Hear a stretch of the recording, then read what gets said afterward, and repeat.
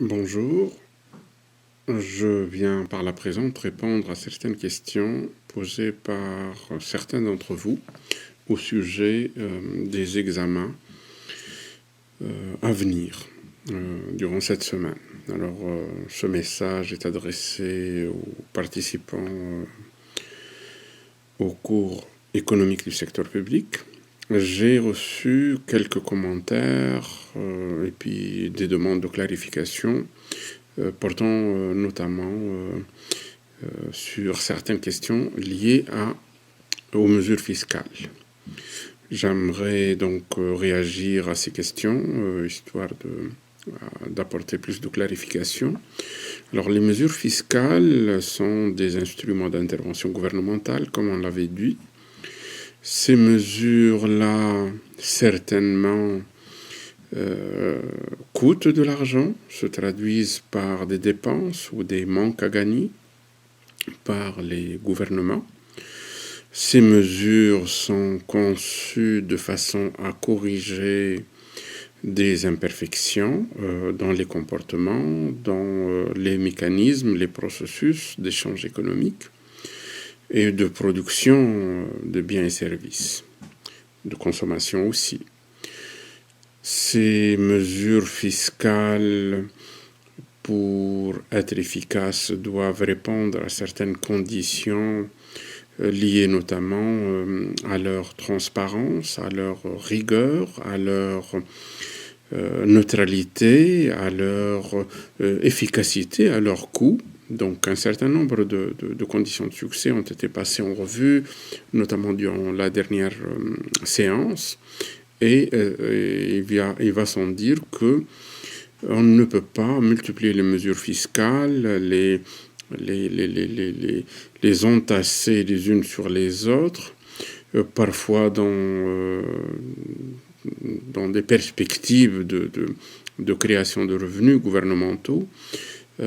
Il ne faut pas, je dirais, s'orienter dans cette direction-là, considérant que ces mesures fiscales sont conçues pour corriger des situations, améliorer des performances et évidemment préserver le service public, peut-être inciter les acteurs, et des mesures fiscales non actualisées, conçues de façon peut-être peu pertinente ou encore peu modulée, peuvent créer des problèmes plus importants que les problèmes qu'elles sont censées résoudre. Voilà, je dirais une première réaction, mais je pense que le dernier cours, c'était clair là-dessus. Donc il y a suffisamment d'éléments et nous avons pris des illustrations liées évidemment à des formes diverses et variées de fiscalité. Donc crédit d'impôt, remboursable ou pas, des impôts sur le revenu, des barèmes d'imposition qui parfois peuvent s'immiscer, vont très loin dans l'influence des comportements. Une autre question qui m'a été aussi posée et qui porte sur les externalités, comment illustrer une externalité. Je pense que vous avez suffisamment de matériel là-dessus. Les externalités peuvent être de production, de consommation, peuvent être négatives ou positives, et ces externalités méritent l'intervention du gouvernement, rappelant que la pertinence de l'intervention gouvernementale est souvent liée aux externalités, aux biens publics, à l'asymétrie d'information avec ces deux, composantes, donc l'asymétrie liée aux acteurs et l'asymétrie liée aux biens et services.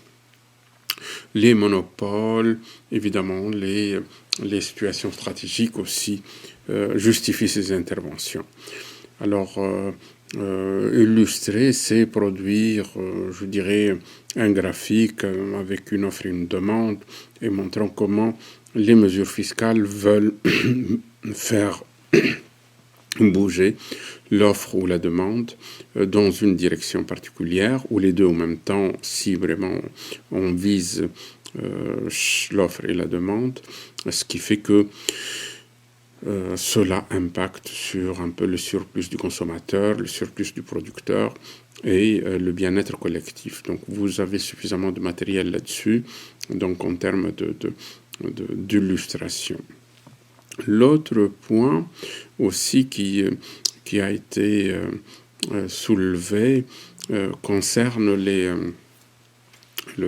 la mesure de rendement coût-bénéfice.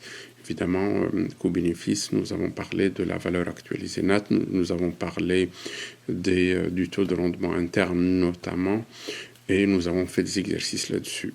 Ces deux indicateurs constituent donc des indicateurs de performance qui méritent donc d'être je dirais, compris et puis peut-être illustrés le cas échéant. J'ai aussi une autre question à laquelle je dois répondre. Enfin, c'est la question du salaire minimum. Donc tout ce qui est incitatif pour ramener la population active à s'impliquer davantage dans le marché public. Les acteurs ou la population active ne répond pas de la même façon à ces incitatifs, dépendamment du contexte de chacun et chacune. Et nous avons parlé de l'élasticité, notamment quand on avait travaillé l'avant-dernière séance sur donc les incitatifs pour renforcer donc l'implication dans le marché de l'emploi. Évidemment, la question qui m'a été posée, ça a trait à la modulation. Devons-nous, je dirais, initier des mesures mur à mur, sans modulation? La réponse est bien non.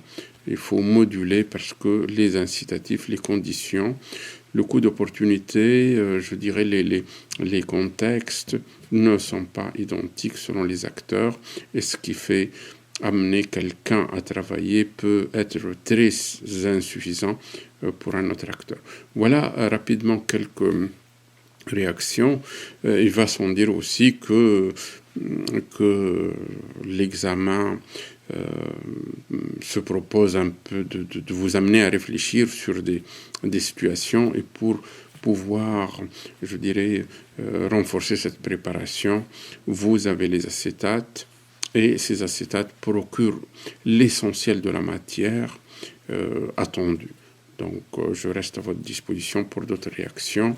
Le cas échéant, il nous reste 2 jours, et puis je peux réagir s'il y a des questions. Donc, cet enregistrement va être mis sur YouTube en mon nom, Mokhtar Lamari. Je ne peux pas le mettre sur Athéna ce soir.